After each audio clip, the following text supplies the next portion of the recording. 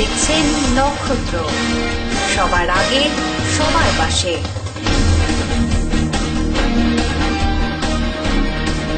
ফিরে এলাম বিরতির পর। বৃহস্পতিবার Malda women's college national service scheme unit 1-এর পক্ষ থেকে মালদা মেডিকেল কলেজে চিকিৎসাধীন 250 জন মহিলা রোগীদের হাতে ফল বিতরণ করা হয়। ন্যাশনাল সার্ভিস স্কিম নামক এক বেসরকারি সংস্থার পক্ষ থেকে মালদা ওমেন্স কলেজের উদ্যোগে শহরের বেশ কিছু মহিলা রোগীকে ফল বিতরণ করা হলো এবং কলেজ ইউনিট 1 নম্বরের পক্ষ থেকেও মালদা মেডিকেল কলেজে 250 জন চিকিৎসাধীন মহিলাদেরকে ফল বিতরণ করা হয়। সংস্থার একটাই উদ্দেশ্য সমস্ত দরিদ্র মানুষের পাশে দাঁড়ানো। সাধারণত হাসপাতালে দুস্থ রোগীর সংখ্যা বেশি এবং তারা খাওয়ার পান না, তাই তাদের স্বার্থে এমন উদ্যোগ নেওয়া হয়েছে বলে জানান দ্বিতীয় বর্ষের কলেজ ছাত্রী। আমরা এনএসএস থেকে এসেছি মালদা উইমেন্স কলেজে এনএসএস এর জন্য কাজ করতে।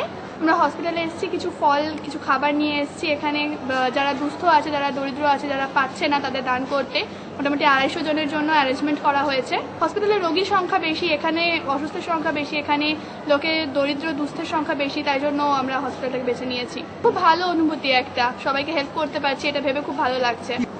এরকম ভাবে আমরা যেরকম ভাবে এগিয়ে এসেছি, আজকে আমি মনে করি যে আরো সমাজের প্রত্যেকের এভাবে যাদের সামর্থ্য আছে তাদের প্রত্যেকের এভাবে এগিয়ে আসা উচিত। শিলিগুড়ি জলপাইগুড়ি 31 নম্বর জাতীয় সড়ক সংলগ্ন এলাকার একটি বাড়ি থেকে বিরল প্রজাতির সাপসহ 4 জনকে গ্রেপ্তার করল বেলাকোবা রেঞ্জের বনকর্মীরা। শিলিগুড়ি জলপাইগুড়ি 31 নম্বর জাতীয় সড়ক সংলগ্ন ফুলবাড়ি এলাকার একটি বাড়ি থেকে বিরল প্রজাতির সাপ সহ 4 জনকে গ্রেফতার করল বেলাকোবা রেঞ্জের বনকর্মীরা।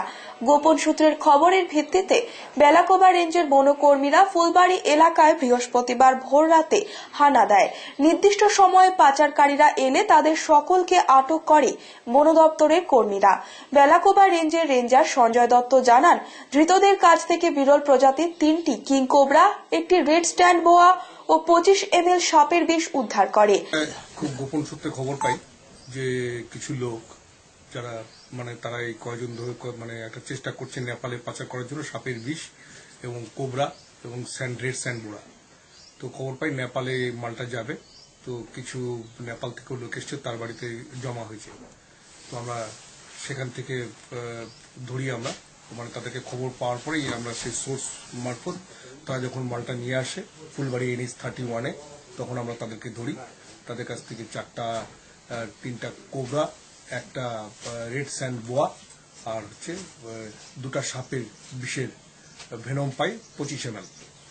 তারা এটা নেপালে 6 লাখ টাকা দিয়ে বিক্রি করার উদ্দেশ্যে যাচ্ছিল এবং আমরা 4 জনকে অ্যারেস্ট করছি। 4 জনের বাড়ি মাথাভাঙায়।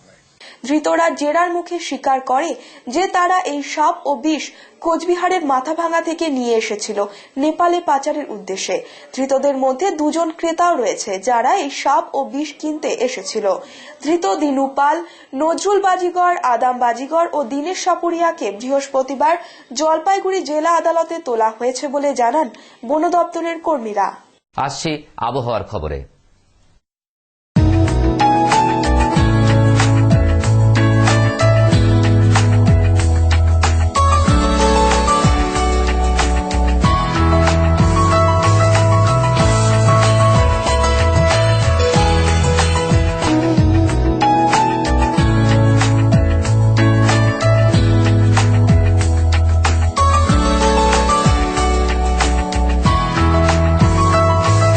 নক্ষত্র নিউজ আপাতত এই পর্যন্তই।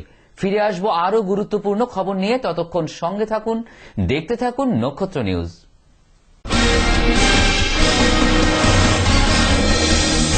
আপনারা দেখছেন নক্ষত্র, সবার আগে সবার পাশে।